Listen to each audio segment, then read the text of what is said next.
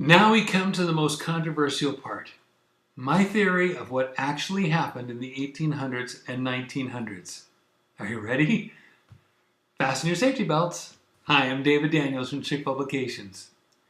After J.L. Hugg's book claiming Vaticanus was oldest and best, the carefully prepared paleographers bought the Vaticanus and other Egyptian Bibles hook, line, and sinker. The Vaticanus had to be one of the oldest and best, if not the oldest and best. If it was, we needed to change all our Bibles to match it. Vaticanus became the prize to seek. Everyone who was anyone wanted to get a look at it. But who had control over it? The Vatican. So anyone who wanted to see it had to make nice with Rome and not say anything or do anything that would upset them, in hopes of seeing Vaticanus. It was a race, and everything went to Rome. Now, you have to be nice to the Pope. So none of these guys are going to try to rescue any Catholics from bondage to Rome, say the Pope is Antichrist, preach or teach against Rome in any way. Ironically, they have to act better than Catholics if they want to be allowed a glance at what they now believed was oldest and best, Codex Vaticanus. One guy, who I've talked about for months, was totally into that Catholic French monk Montfaucon and his science of paleography, deciphering ancient manuscripts. That guy was anxious to see the oldest and best and admitted that he wanted money, a good position, and the highest praise of man. That guy was Constantine Tischendorf. There were three main Egyptian manuscripts according to the scholars: Alexandrinus, Ephraemi Rescriptus, and Vaticanus. Tischendorf was too late to study the Alexandrinus. That had been done already. He needed something new to put his name on. The Catholics sponsored him to spend 2 years working on the Ephraemi Rescriptus, an erased and rewritten over codex. They awarded him for that, and he got some scholarly recognition, but the public still didn't know who he was. It wasn't enough. Tischendorf also spent a few years doing favors for various Catholic leaders, deciphering Greek documents. Then he asked them to write letters to the Pope, for the Pope to let Tischendorf see the Vaticanus, the goal of his life. But as the 1800s went on, scholars started to see it wasn't enough to have just Vaticanus. They needed something else to justify the unusual readings in it, the things that were missing and the things that were changed. Then, as if by magic, poof! In 1844, suddenly the Sinaiticus appears. It has no provenance, no history of any kind. It has no chain of custody. It just showed up in a monastery that 29 years earlier, in 1815, only said it had 3 Bibles. Now they suddenly said that they had 4. Sinaiticus was the magical 4th. I've spent a lot of time building up facts, but I haven't simply spilled the beans of what I think really happened. So, this is my opinion, based on my research at this point in time. I think Tischendorf was set up. From his favorite teacher in college, they picked him out. They knew what sort of a person he was. They saw his pride, his ambition, and they decided to make it work for them. So they gave him the plum of the Ephraemi Rescriptus. Then they rewarded him for his work. Then, in 1843, Tischendorf was granted an audience with the Pope. He was mostly silent about it, but there are a lot of details coming out now in books and from many different sources, including Catholic ones, about what happened. I think Tischendorf got to see the Vaticanus. Then got to see Jesuit Cardinal Mai's personal work on Vaticanus before it was published. He might have taken something of it home with him. Regardless, he learned about certain unusual readings, and he was now on the lookout for them in any manuscripts he would find. Remember, Tischendorf is credited as having found more manuscripts than almost anyone else. I wonder how many of them were really fake. I think that in that papal audience, his visit to the Pope, they told him he should go to the East to find manuscripts. But after this, he raised money and made a beeline to Cairo, Egypt, then to St. Catherine's Monastery. I think they tipped him off that there was something to be found there. I think the Catholics paid for monks who were up in northern Greece in Mount Athos to prepare a special text. But for some reason, it was a rush job. They worked with many manuscripts to blend them together into one big book. But they also had to have certain readings in them. I think those were set up for Tischendorf to find. That's why we found some of them only at Mount Athos. They had worked up Tischendorf's reputation. They taught him what to look for to judge a manuscript as ancient. He was totally set up for this. I think they made to order a manuscript for Tischendorf to find. They started with the Old Testament, then moved to the New at the last. We only know for sure it was finished in the form we see today by 1845. They could have moved down to St. Catherine's and tried to finish stuff up in the last year or so. I say that because scraps of Sinaiticus were tossed into a little hidden chamber and only found in 1975. I think it was taking too long to make it, so they made some shortcuts. They cut out huge chunks of the Bible that didn't have major doctrinal stuff or many alternate readings. Many monks were paid good money to come up with ancient Greek manuscripts after the fall of Constantinople in 1453, and there are only so many to go around, so there were many counterfeiters. I think Constantine Simonides was one of them. I think he was employed by the Catholics through whatever intermediaries to work in this team of people. That way he and his friends, who knows, Benedict, maybe Kallinikos, a number of counterfeiters worked on this rush job of a text to get down to the monastery in the Egyptian desert for Tischendorf to find. If Tischendorf got his finances together for his trip really fast, it would make it necessary to get the manuscript down there even faster. That could force some shortcuts. I mentioned mistakes. There are many. They would put up text to copy, but they'd have to go from single column, most likely in the original, and copy into 4 columns. That's very tricky. So they'd set down one manuscript and turn to another and keep writing. They don't have time to read it. That's how they skipped from Chronicles to Ezra and kept on writing. Not till later did someone catch it and write a couple creative notes. But all these mistakes actually worked for Rome. There were so many layers, paleographers could read Sinaiticus for a lifetime and never run out of theories.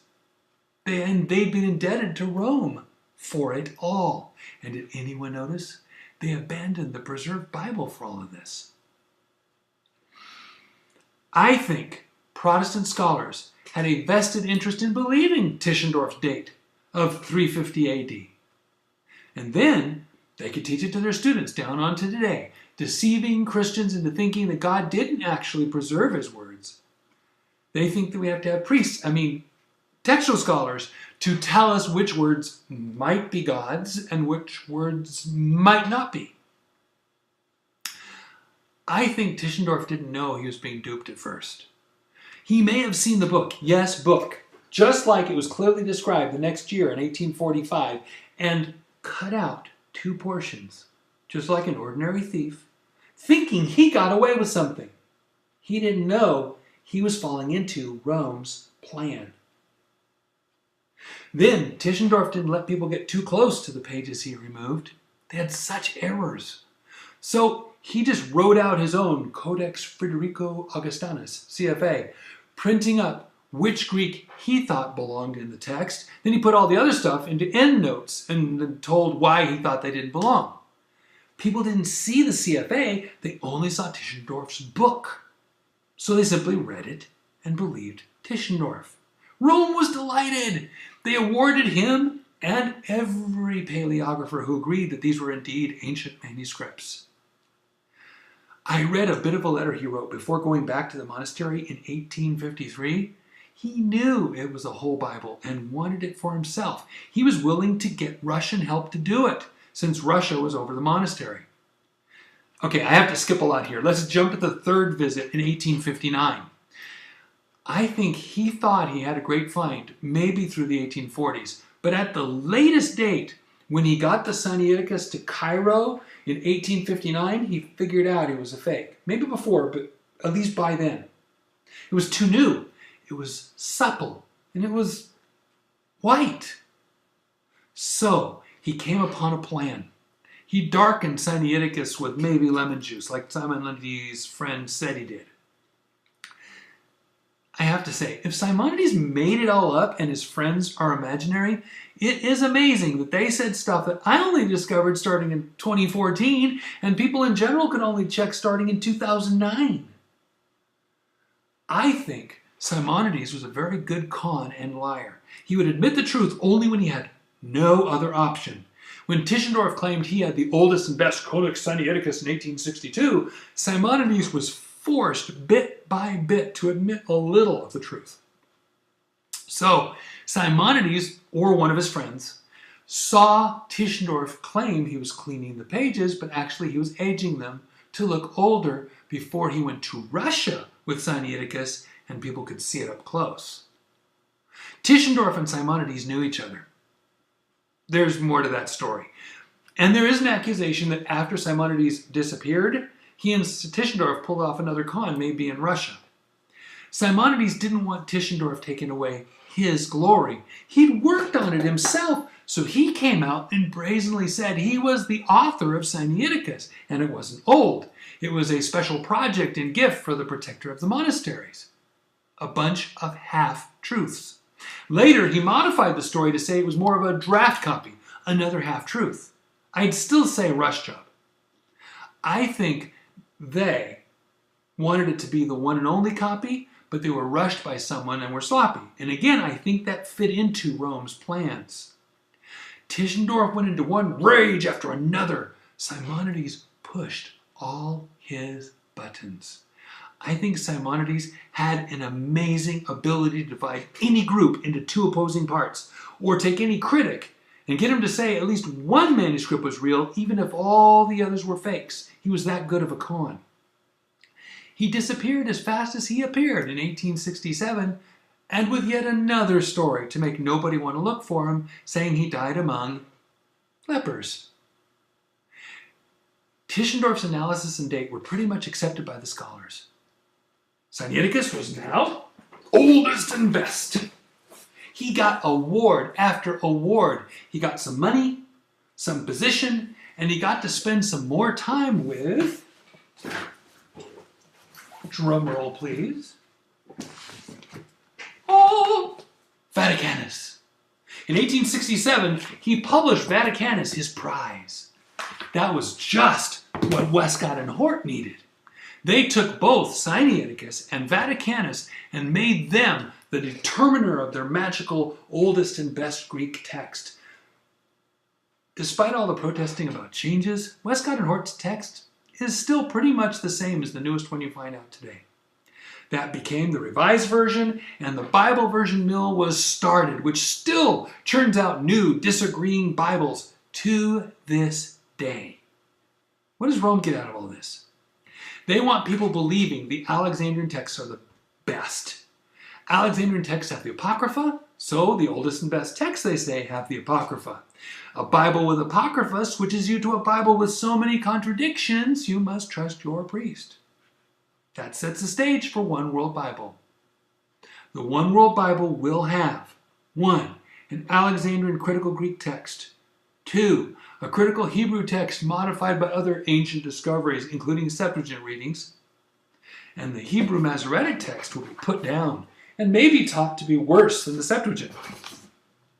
And 3, it'll have the Apocrypha, with the contradictory, unscriptural doctrines that are so important to Roman Catholicism. By the way, that's already happening right now. The stage will be set. That's why it was so important in 1966 for the United Bible Societies to require that any new Bible translation project in the world can be stopped and the Apocrypha added simply by Catholics in the area asking for it. Satan got what he wanted. But it's a Bible. Yes, but it's not God's Bible. It's man's Bible. Satan has gotten all but the stick in the mud, jot and tittle King James Bible people, and a few other translations in other languages like this, to come over to Rome's Bible. Satan doesn't care what Bible you read in English as long as it isn't the King James Bible. To add insult to injury, Satan has started pushing the King James Apocrypha, giving it false importance, and pushing it on King James Bible believers to get them to accept the Apocrypha. Anything to get them away from God's words, to lower God's words, and to lift up man's words. This is a conspiracy. The Catholic system and the text critics have conspired to take down a king, the King James Bible.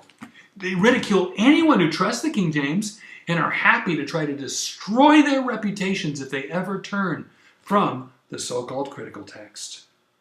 The goal is to get everyone to let go of the King James Bible. They want them to accept a contradictory and confusing text. They want you so confused that you have to ask a scholar or a priest to tell you which to believe and which to doubt. Ultimately, they want you to accept a new Bible that is coming, a Bible that all the scholars will agree on, complete with Apocrypha. One world Bible for one world religion. That's my theory. God bless you, and have a wonderful day.